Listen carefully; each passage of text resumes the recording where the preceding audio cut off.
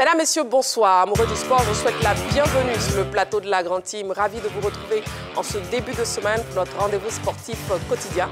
Et avant le top départ, regardons le sommaire. On y va. Au sommaire de ce numéro de la Grande Team, de l'actualité sportive dans LGT News. Ex-joueur de la SEC Mimosa, désormais au club soudanais d'Al Hilal, Singone Toseta Claude est dans notre focus. Euro 2024, avec 4 victoires en 4 matchs, l'Espagne est-elle la grande favorite de la compétition? C'est l'actu. Très bonne soirée sur la 3, en compagnie de Marie-Christine Begré et son équipe.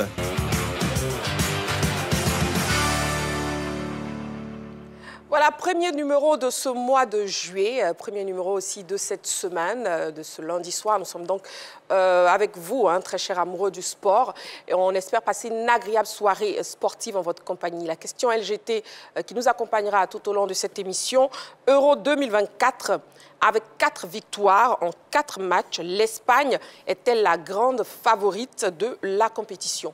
Pour nous joindre, vous avez la page Facebook de la 3, mais aussi vous avez le numéro de téléphone de la 3, le 27 21 59 93 99.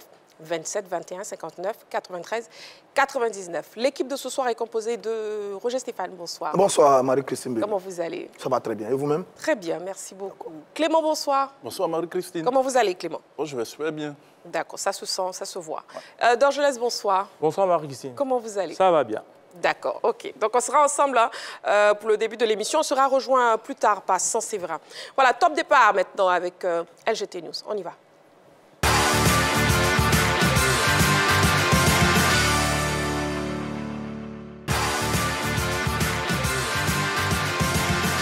LGT News.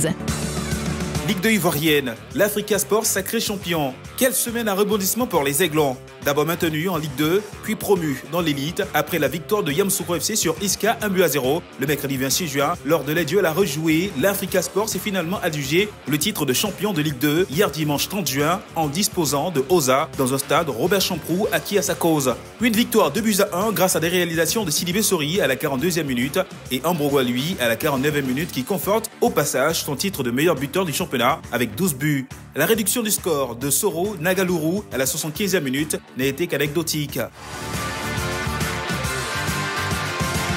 LGT News. Burkina Faso, Laza Bansé ne sera pas candidat à la FBF. L'actuel président de la Fédération burkinabé de football, Laza Bansé, ne sera pas candidat à sa propre succession à la tête de l'instance. Il a fait savoir le samedi 29 juin 2024 via une lettre adressée aux acteurs du football burkinabé. Je vous informe que je ne serai pas candidat à ma succession pour l'élection au poste de président de la Fédération burkinabé de football qui aura lieu le 31 août 2024, a écrit l'actuel président de la FBF. À la tête de la fédération depuis 2020, le mandat de Laza Bansé a été émaillé de contestations conduisant à l'arrêt du championnat national de football à plusieurs reprises. LGT News. Ghana Football Awards, Mohamed Kudus élu footballeur de l'année.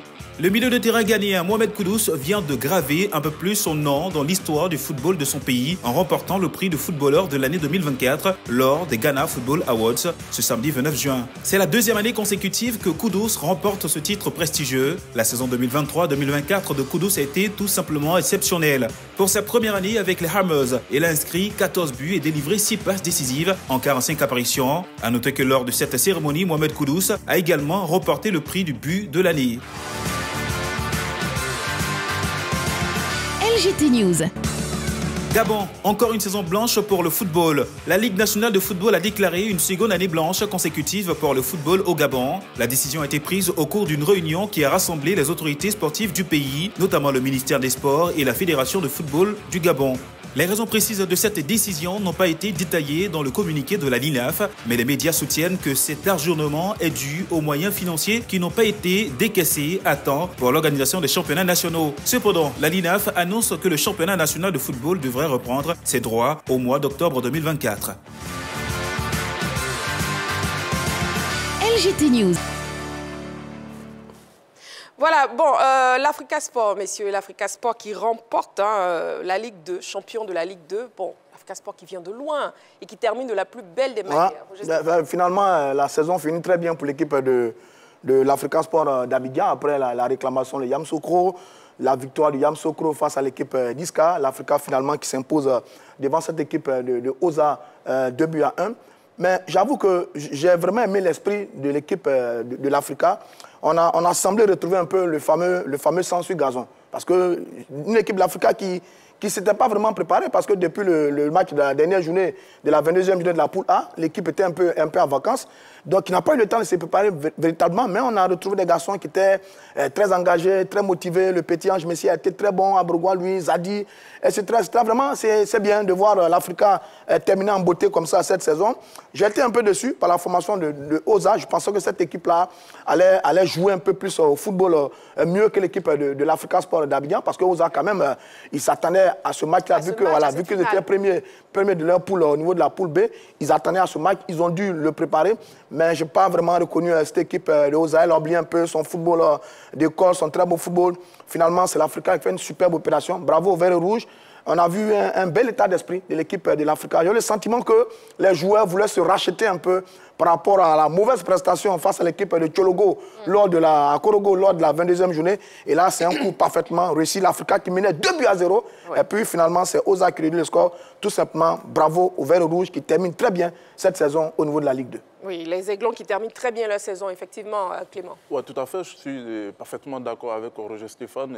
Parce qu'on a vu quand même une formation de l'Africa Sport qui a fait déjouer cette formation de Oza au métier, à l'expérience, au vécu, et puis également à la volonté, comme il a dit, du sang sur le gazon, parce qu'on a eu une formation de l'Africa qui ne s'est pas préparée, qui a eu une seule séance d'entraînement, et puis cette formation de Oza qui s'est bien préparée, qui est venue avec ses atouts. Mais je pense qu'on a vu quand même de formidables garçons qui ont mis le pied sur le ballon, poté au milieu du terrain, qui essayent de casser ce rythme imposé par Oza, et puis voilà, ils font la différence sur équation, coup pied arrêté d'abord, et puis voilà, ils vont porter le coup de massue à cette formation de Oza. Je pense que c'est mérité quand on prend tout ce qui est chiffres cette saison, quand on prend tout ce qui est recrutement également cette saison. Le recrutement va se justifier parce que dans de telles circonstances, il faut des garçons qui ont du vécu, qui ont de l'expérience, qui ont également de la qualité, comme Sori, voilà, qui va ouvrir le score pour l'Africa Sport. Je pense que ça va leur faire du bien et ça va aussi donner une autre image au championnat ivoirien parce qu'on attendait le retour de ces classiques-là entre l'Africa Sport et puis la SEC Mimosa.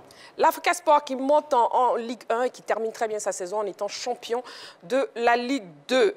Au Ghana, Mohamed Kudus est élu footballeur de l'année 2024 d'Orgelès. Oui, effectivement, deuxième année consécutive, bien sûr, pour Kudus, hein, le joueur quand même qui a été élu 2 fois d'affilée milieu de terrain, bien sûr, de l'équipe de West Ham, a été plébiscité hein, ce week-end. C'était du côté du Ghana, lors du Ghana Football Award, bien mérité. Hein, donc avec les Hammers cette saison, bien sûr, Kudus, c'est 14 buts. C'était pas facile au départ, surtout du côté d'Angleterre avec cette formation des Hammers, mais il est monté crescendo, il a eu la confiance de son entraîneur, titulaire indiscutable.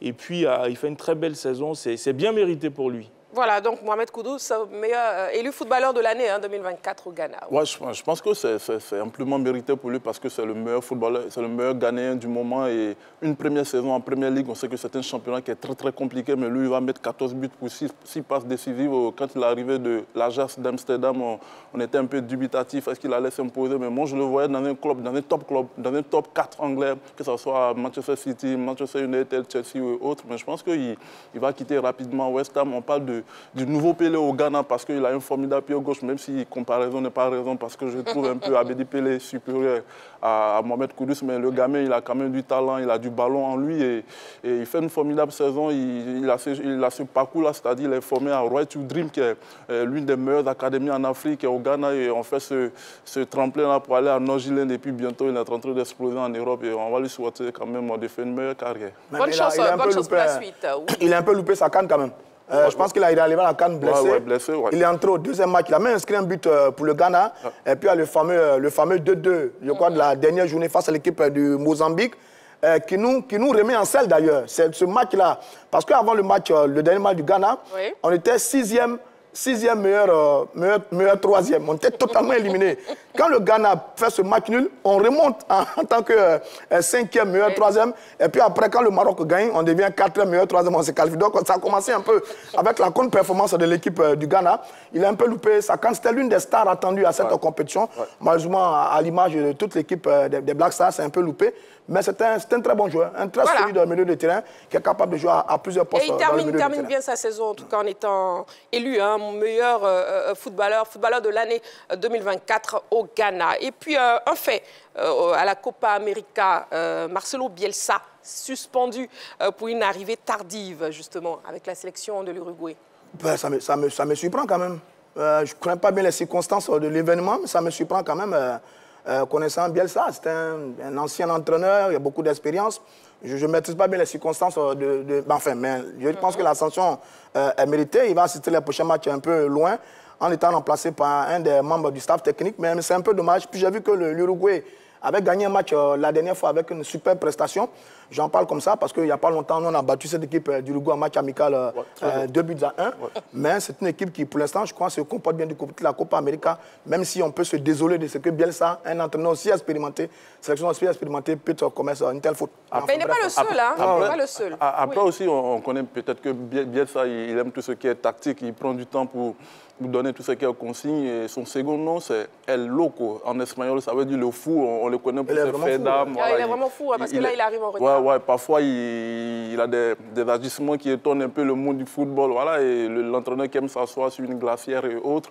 Donc, je pense qu'il va prendre une sanction là parce que ce sont les lois, ce sont les règlements de la compétition du football. Tu ne dois pas te présenter en retard sur une pelouse de football alors que ton adversaire t'attend. Il y a la programmation même qui est là autour de l'organisation, tout. Donc, je pense qu'il faut respecter tout ce qui est délai. Bien sûr. Et comme je disais, il n'est pas le seul. On a aussi l'entraîneur champion du monde argentin, hein, Lionel Scaloni. Il y a le Chilien et aussi le Vénézuélien Fernando Batista. Donc voilà. Ça fait beaucoup, hein? Ça fait beaucoup. Pour une seule compétition. Il faut arriver à l'heure. Voilà. Alors, messieurs, il est l'heure de l'actu, non pas de l'actu, plutôt du focus de ce soir. On y va.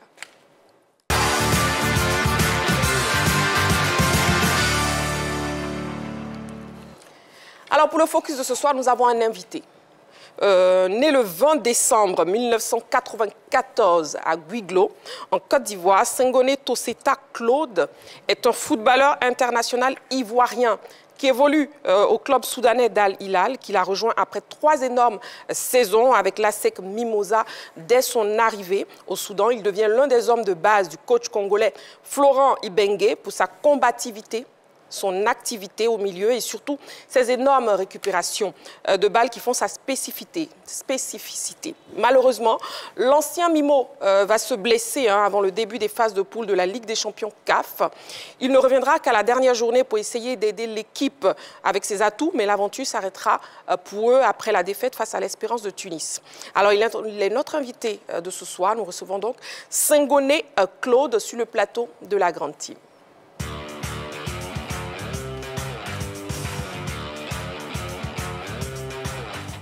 Voilà, on vous laisse vous installer, Senghone Claude.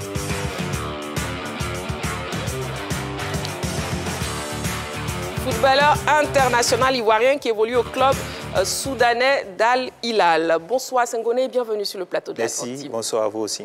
Voilà, alors comment vous vous sentez déjà après la fin de la saison? Bon, un peu déçu.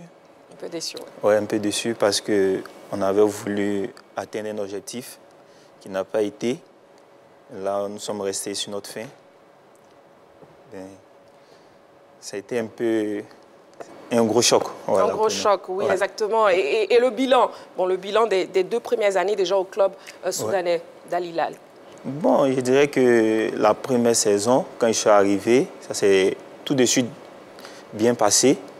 On a entamé des matchs. Oui. Et tout de suite, là, le coach et c'est-à-dire tout le staff.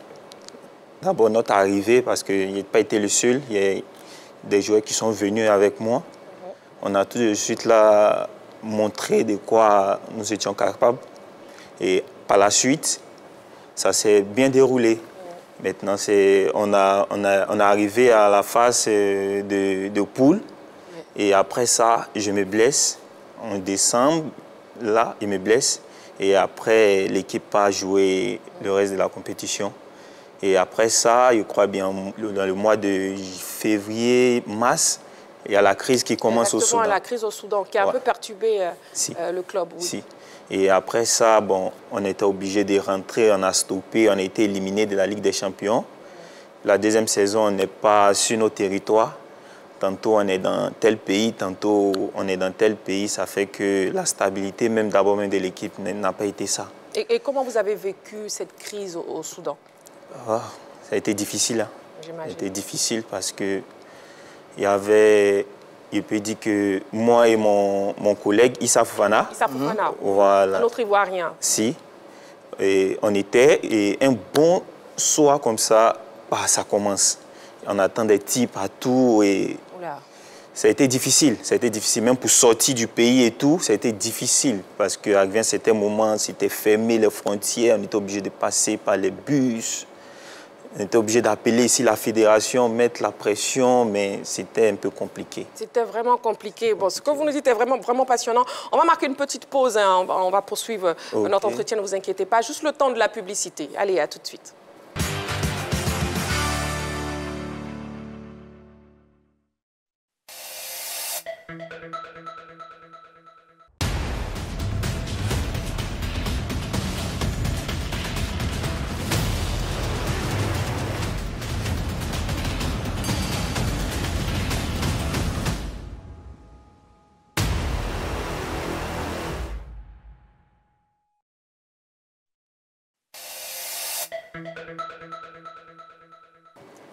Voilà, de retour sur le plateau de la Grande Team. Nous avons un invité pour ce focus, justement, l'international ivoirien Senghone Tosseta Claude, justement, qui vient de Al Hilal, au club soudanais. Il nous expliquait la crise au Soudan, comment il a vécu avec son collègue ivoirien, Issa Fofana.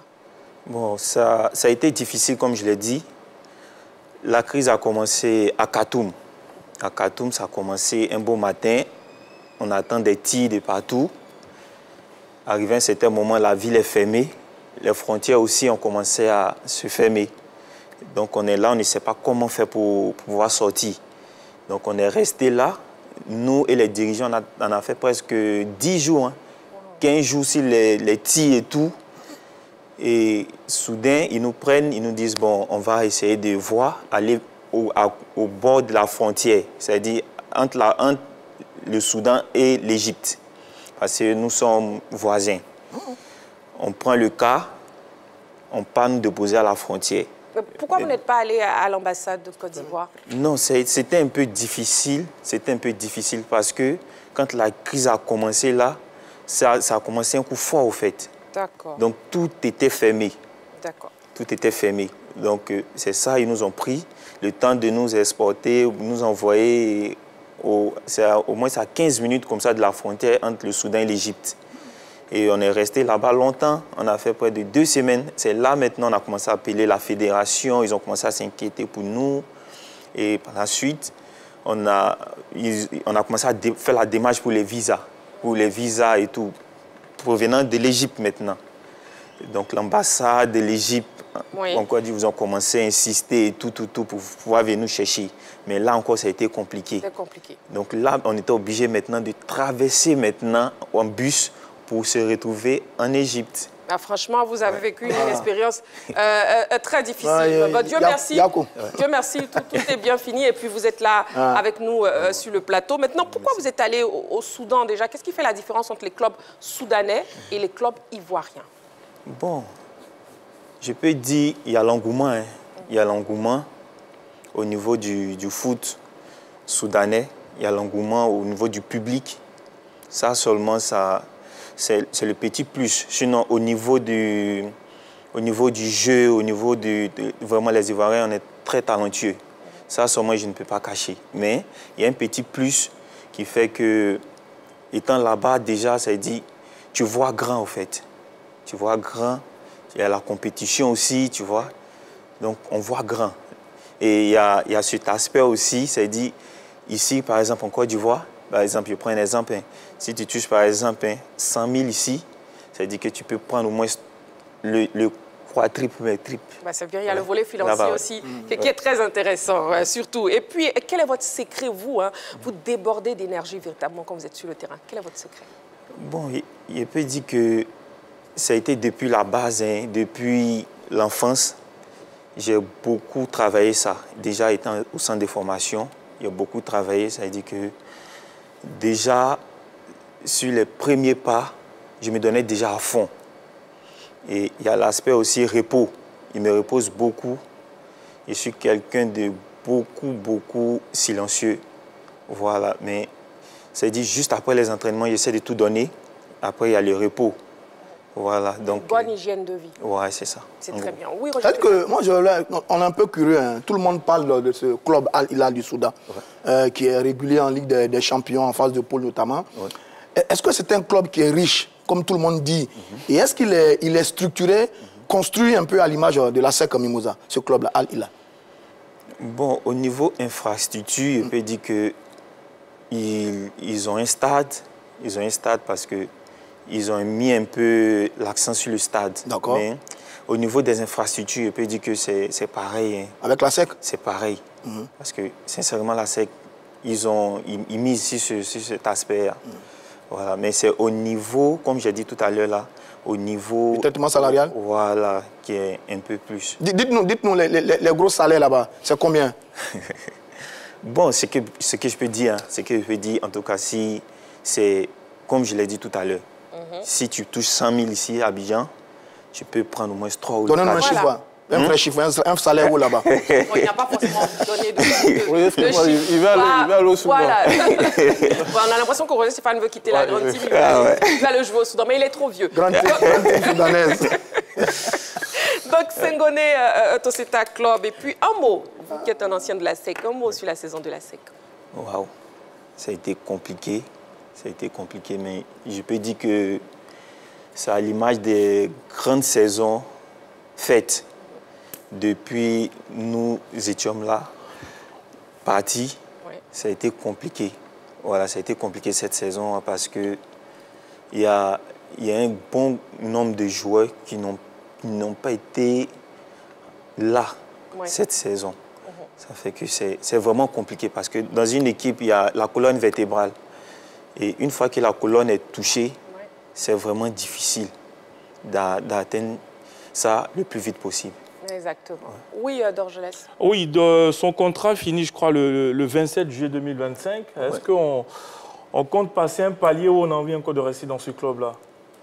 Bon, je pourrais dire que je vais passer un palier parce que c'est un peu difficile côté environnement parce qu'on n'est pas stable.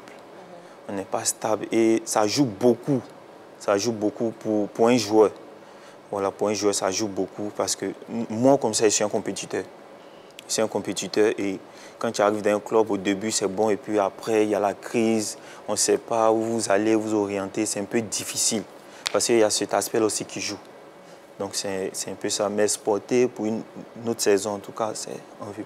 Envisage. Okay. D'accord. Et surtout, vous qui êtes très stable, vous avez une très bonne hygiène de vie, comme vous l'avez dit en début de mission. Oui, Clément? J'étais pour lui poser une question par rapport à Konaté Karim, qui connaît très très bien. Est-ce que lui, il pense que Konaté Karim va s'imposer dans la durée au poste d'attaquant des éléphants? Okay. Sincèrement, je ne peux pas dire non. Parce que je connais Konaté Karim, voilà, je le connais parce que c'est quelqu'un, on a pris le temps de beaucoup bosser ensemble. Voilà, à la SEC, on travaille beaucoup ensemble devant les buts, avant l'entraînement et tout. C'est quelqu'un qui est focus sur le travail et ça ne ment pas. Je pense bien que dans les temps à venir, c'est un peu difficile pour lui parce que il essaie de s'adapter d'abord. Il essaie de s'adapter, mais je sais qu'avec le temps, c'est pas facile. Mais avec le temps, je sais qu'il va venir. Il pourra s'imposer dans la sélection? C'est un bosseur. D'accord, ok, très bien. Et puis, bon, on observe aussi plusieurs signatures des joueurs du championnat soudanais au championnat tanzanien. Okay. Pourquoi, justement, qu'est-ce qui explique ces déplacements massifs vers la Tanzanie? Comme je l'ai dit au début, aujourd'hui, il y a l'aspect... C'est dit, il y a le côté financier, ça c'est vrai, mais il y a l'engouement. Oui. Ça c'est très important pour un joueur qui veut aller loin. Ce n'est pas seulement l'aspect financier, mais c'est dit au moins tu joues, il faut aimer la chose. Quand tu aimes la chose, c'est dit quand il y a les supporters, ça vient au terrain, voilà, ça te permet de te surpasser au fait. Et c'est ça aujourd'hui là qu'il y a un petit plus sur la Côte d'Ivoire. Donc, il peut dire que c'est juste un peu ça. C'est ça qui fait qu'il aujourd'hui les joueurs s'exportent beaucoup. Qui séduit les joueurs du championnat ivoirien vers le Soudan et la Tanzanie aussi. Oui, Roger Stéphane, dernière question. Non, ça va très bien. Bravo, félicitations. La sélection nationale, vous y pensez? Si, j'y pense. Vous avez des chances. Milieu de terrain, il y a beaucoup de monde au milieu de terrain. Hein? Oui, avec le travail. Avec le travail, c'est pour ça que j'ai dit tout à l'heure que je cherche tout de suite à aller dans un coin où je vais jouer. Si j'ai la chance qu'on m'appelle, je répondrai tranquillement. Très bien. Très bien, oui, dans Est-ce que le fait de vous expatrier dans ces genres de pays sur le continent vous donne l'impression d'être un peu exclu de l'équipe nationale vis-à-vis de vos camarades qui sont à l'extérieur, et surtout du côté de l'Europe? Bon, je peux dire, bon, là, ça dépend maintenant de peut-être la stratégie peut-être du coach. Ça dépend parce que souvent, il y a des choix qui sont beaucoup exportés sur l'Europe. C'est pas mal, mais pour ce que moi je connais, qui a eu l'habitude de jouer dans ces compétitions, hein, le niveau est haut. Hein. Le niveau est très haut. C'est-à-dire la Ligue CAF, c'est ça? Voilà, la Ligue des Champions, c'est la Confédération et autres. Ouais. Le niveau est haut. Parce que souvent, tu arrives dans un climat, vous êtes en altitude, souvent vous arrivez dans un autre climat, il pleut, souvent c'est un peu difficile. D'accord. Très bien. En tout cas, nous, on vous souhaite bonne chance pour la suite. Senghone Tosseta Claude, footballeur international ivoirien qui évolue au club soudanais d'Al Hilal. Ouais. Voilà, donc bonne chance pour la suite et puis à nous revoir très vite. Merci bien. Voilà. Merci beaucoup. On marque une petite pause et puis on se retrouve dans quelques secondes seulement pour la suite de votre émission. À tout de suite. Okay.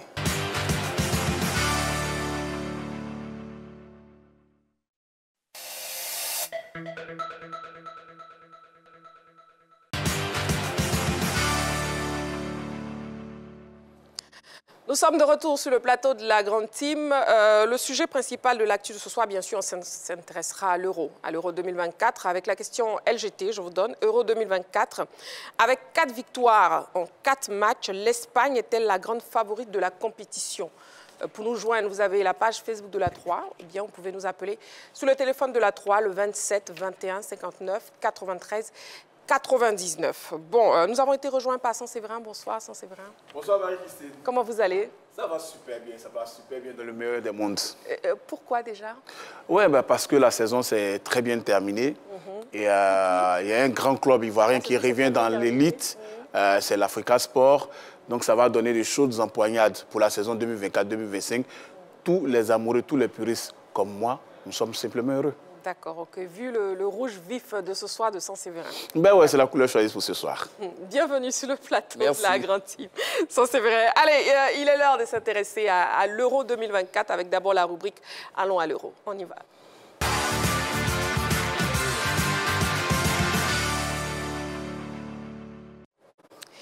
Et le téléphone est ouvert, le 27 21 59 93 99, 27 21 59 93 99. Nous sommes maintenant à l'étape des 8e de finale de l'Euro 2024 et l'Espagne continue d'impressionner avec 4 victoires en autant de rencontres. La Roja est en train de s'affirmer comme la grande favorite de cette compétition.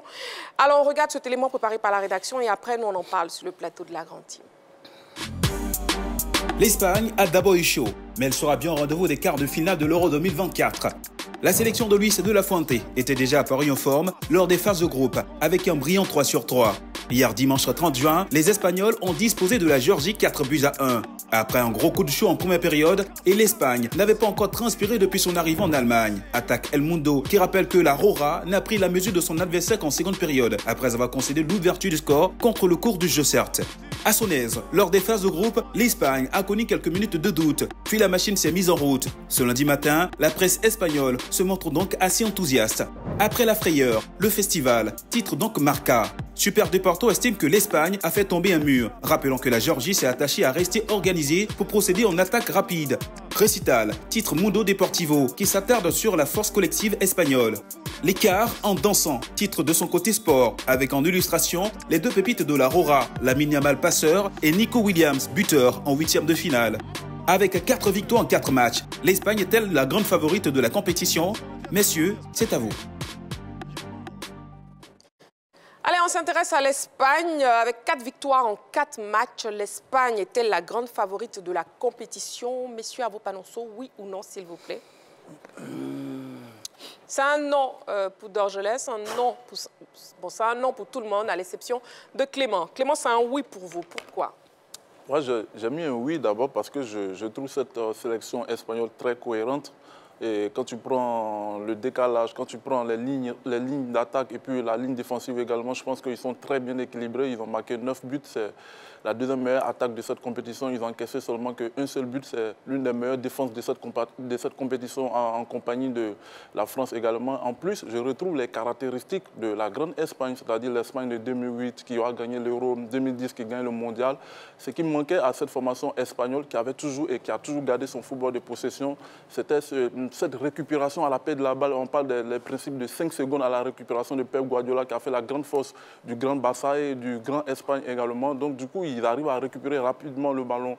Et en plus, je pense qu'ils ont cette verticalité. Donc du coup, la possession n'est plus stérile du côté espagnol parce que tu as 2 gamins devant qui te font sans cesse les mouvements dans la verticalité. On parle de Yamal, on parle de Nico Williams également. Donc je trouve qu'ils sont très bien équilibrés parce qu'il y a ce qu'on appelle l'incarnation de la jeunesse, du futur, avec Yamal, avec Nico, avec le Normand et autres. Et puis, ajouté à cela, on a quoi? On a l'expérience du vécu des garçons tels que Cabral, Rodri, et des garçons tels que Unai Simon qui portent cette sélection espagnole. Et puis, ils ont un coach qui les connaît tellement bien parce que lui, il a pour habitude d'entraîner les jeunes. Il a gagné des compétitions de jeunes avec ce groupe-là, au moins avec 4 joueurs, des joueurs tels que Unai Simon, Rodri, des joueurs voilà, qui sont avec lui depuis un bon moment, qui connaît très bien. Donc, je pense que ça peut donner quelque chose en termes de cohésion. Après, j'ai un peu peur pour eux, voilà, à cause de la jeunesse qui domine cette sélection-là, cette formation-là.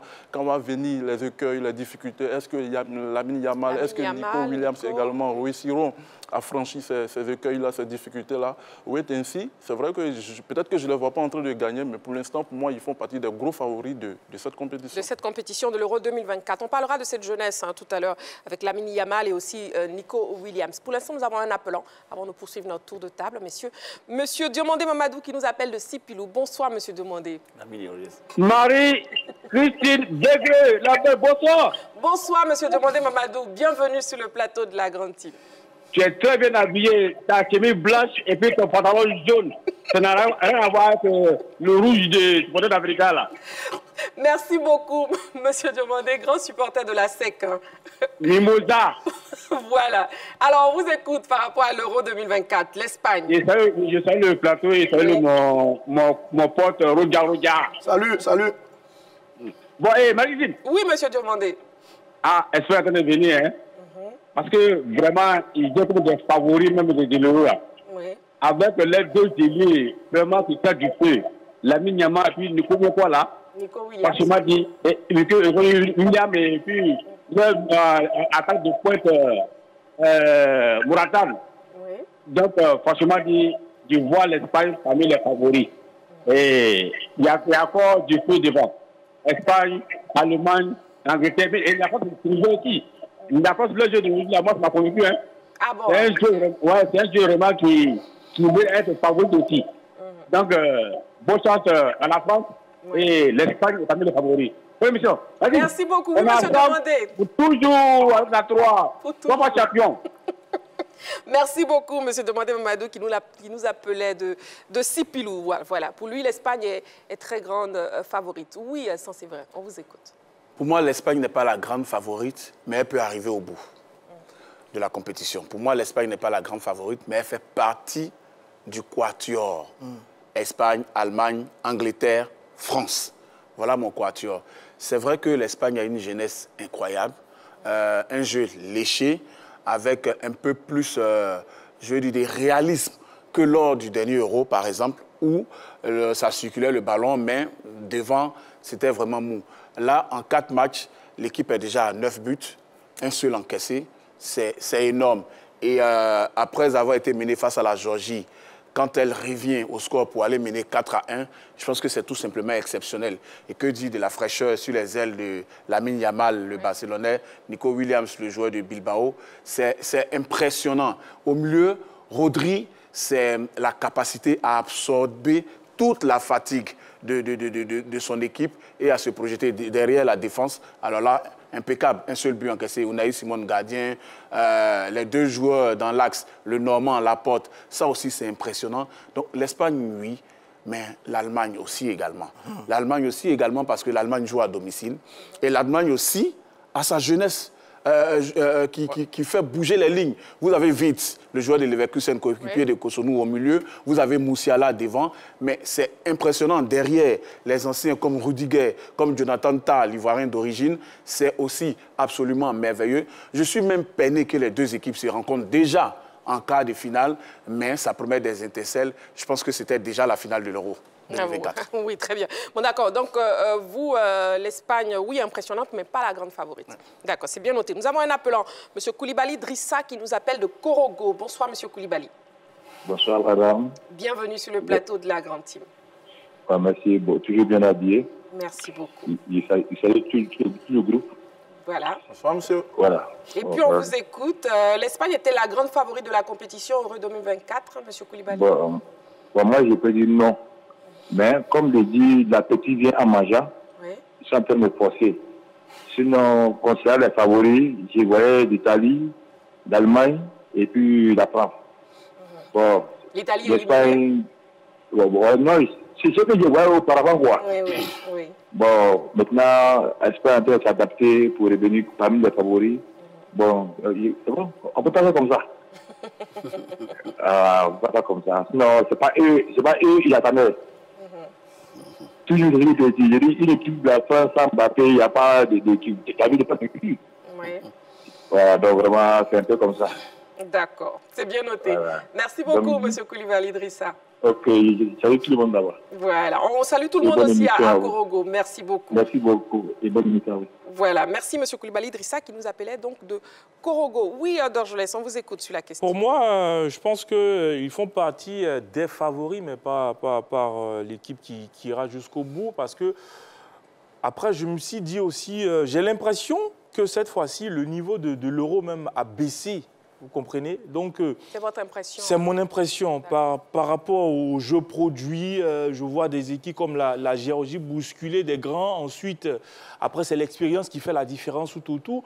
Pour moi, non. La jeunesse, le mal de cette équipe de la Rora, je pense que c'est sa jeunesse. Parce que là où on va commencer à approcher les demi-finales, quand on va commencer à tomber sur des calibres, je pense que ça sera difficile avec beaucoup d'émotions. Mais sur ce match, je ne dis pas que peut-être l'équipe de la Rora va perdre ce match, mais contre l'Allemagne, je pense que ça sera difficile parce que c'est une équipe à domicile qui a commencé bien sa compétition. On sait que quand nous sommes à domicile sur une compétition, le public compte énormément. Exactement, et je pense que pour cette jeunesse-là, gérer cette pression et ces émotions-là, ça sera quand même difficile. Mais nous sommes au football, ça se passe sur le terrain. On a eu une équipe comme le Brésil à la maison qui a subi la foudre de l'Allemagne. Donc attention à cette équipe allemande, pour l'instant, qui est à domicile, qui va doucement. Aujourd'hui, sur le match 4-1 contre la Géorgie, on a vu beaucoup de choses. Mais après, on se demande c'est quelle équipe? C'est quand même la Géorgie. Donc à un moment donné, je pense qu'il faut tirer le frein à main. On a envie de voir cette formation-là jouer contre une grosse machine pour voir sa capacité de réaction. Parce que cette jeunesse-là, oui, mais face à de l'expérience, comment est-ce qu'on réussit à canaliser tout ça? Pour moi, elle fait partie des favoris, mais pas la grande favorite, bien sûr. D'accord, ok. Pour vous, c'est l'Allemagne, la grande favorite. Ouais. D'accord, ok. On a un appelant. Monsieur Awa Sylvestre, qui nous appelle d'Abengourou. Bonsoir, monsieur.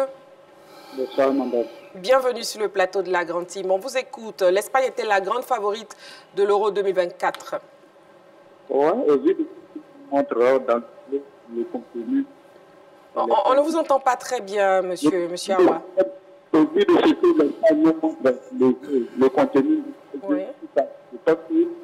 Avec ce jeu, un peu loin dans la compétition. Il même dit qu'ils sont parmi tous qui participent, l'Espagne qui participe des jeux,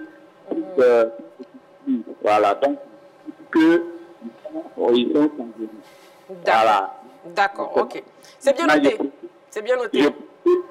Je peux l'Africa, on peut se porter de l'Africa l'année prochaine, ça va se faire.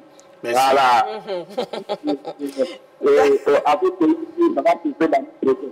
D'accord, monsieur Awa Sylvestre. Mais l'Asie d'Abengo en Ligue 2, est-ce qu'il a oublié?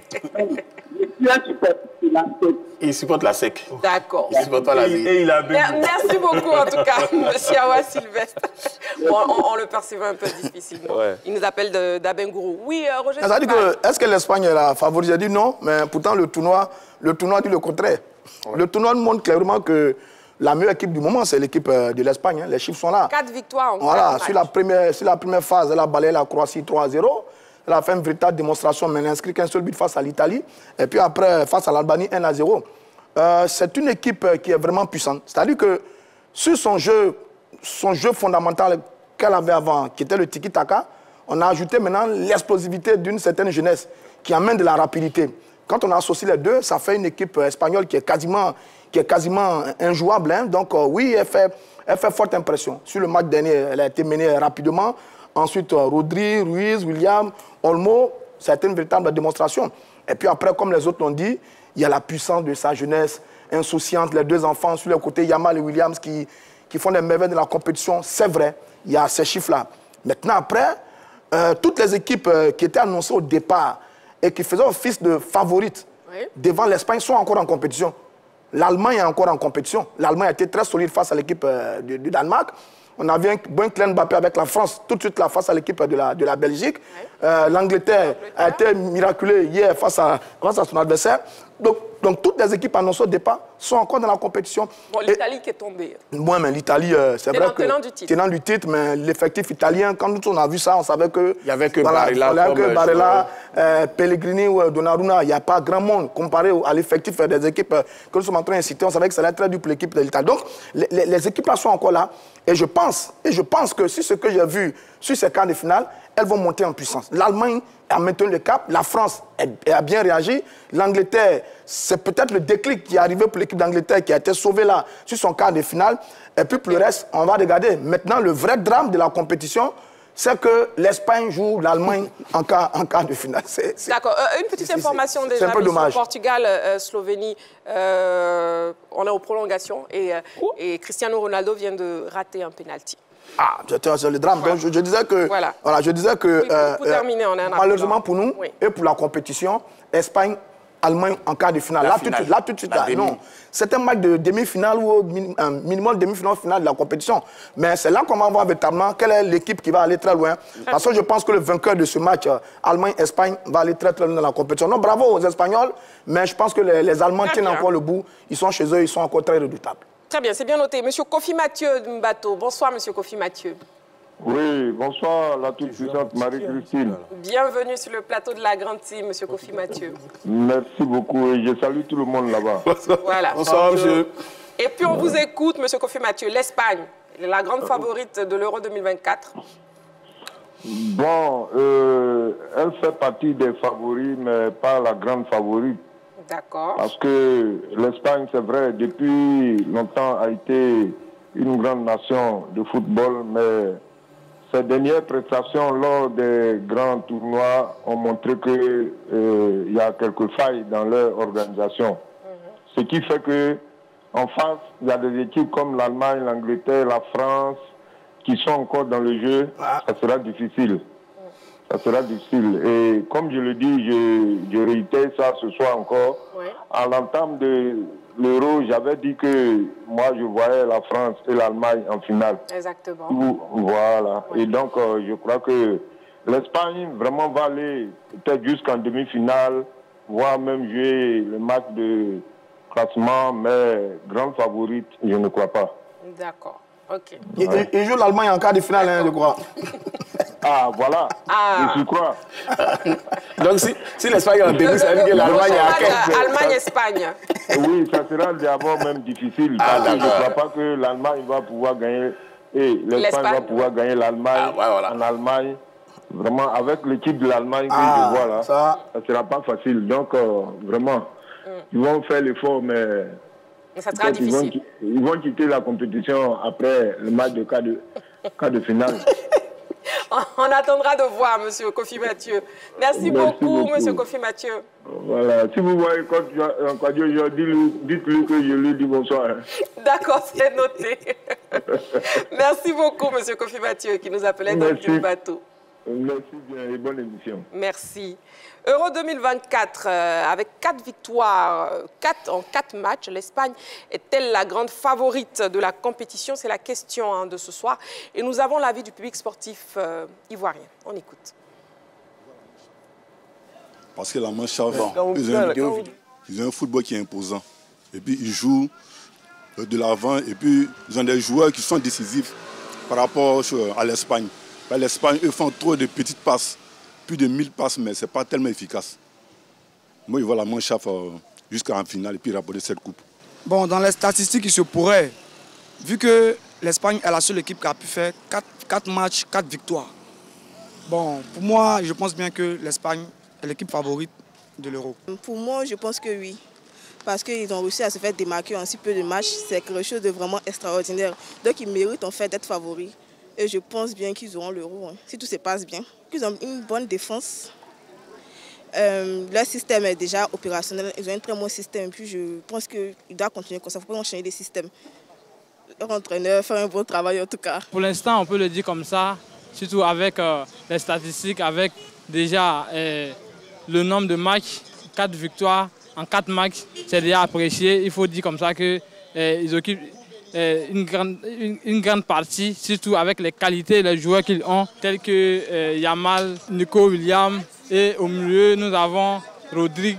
Vraiment, ils ont cette capacité qui peut les permettre d'aller encore en avant, surtout avec les statistiques, surtout le niveau de jeu que nous avons, ils évoluent très rapidement.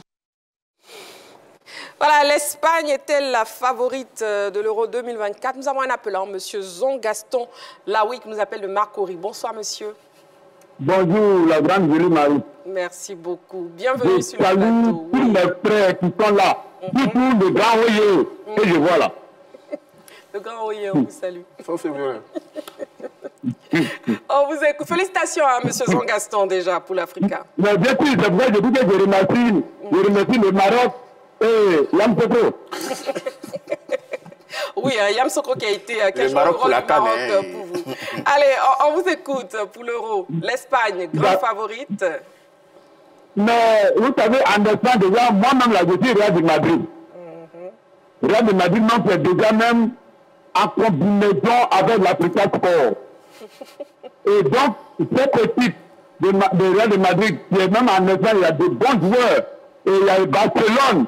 Il y a tellement de joueurs, vraiment, j'ai pris la vérité. Quand on dit Europe seulement là, on dit c'est Espagne. Moi, je leur fais confiance.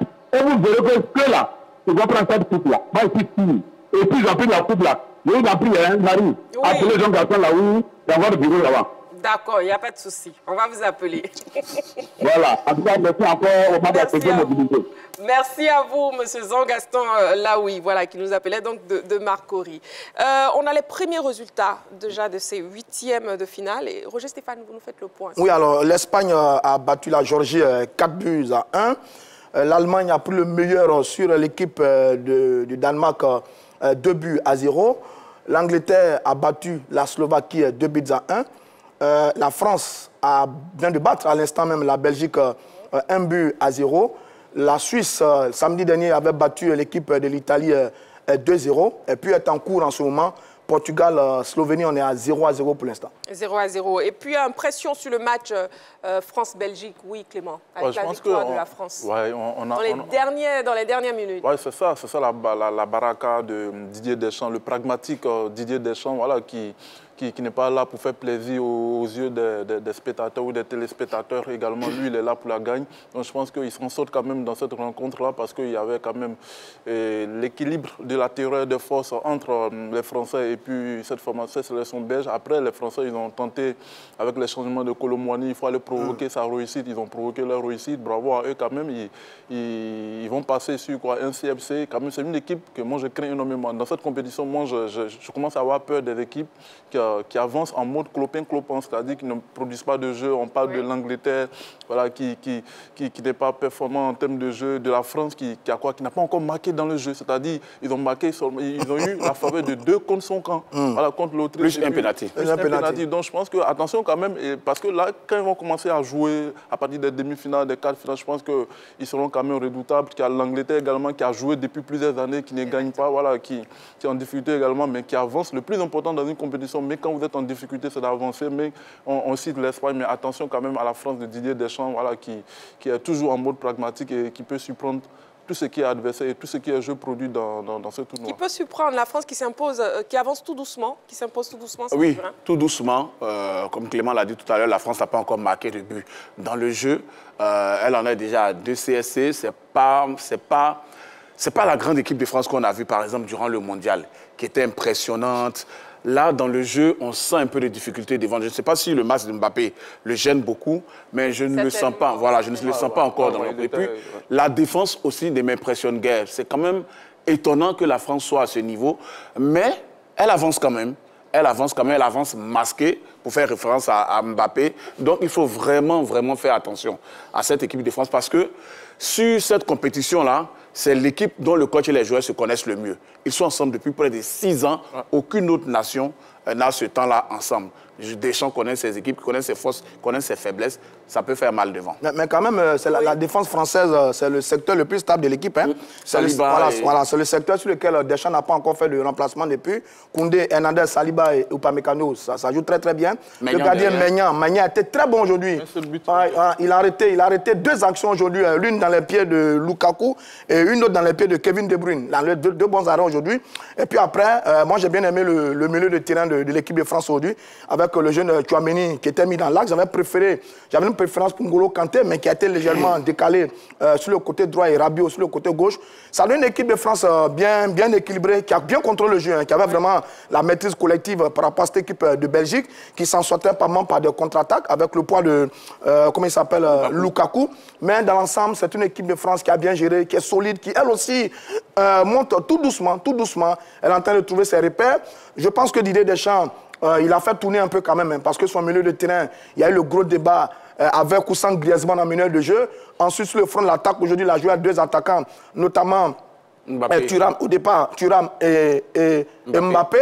Ensuite, il fait rentrer le petit Colomani qui, heureusement pour lui, qui tire, le ballon contré et qui marque. Ça va lui faire oublier l'action qui manque en finale de la Coupe du Monde en 2018 face au gardien argentin.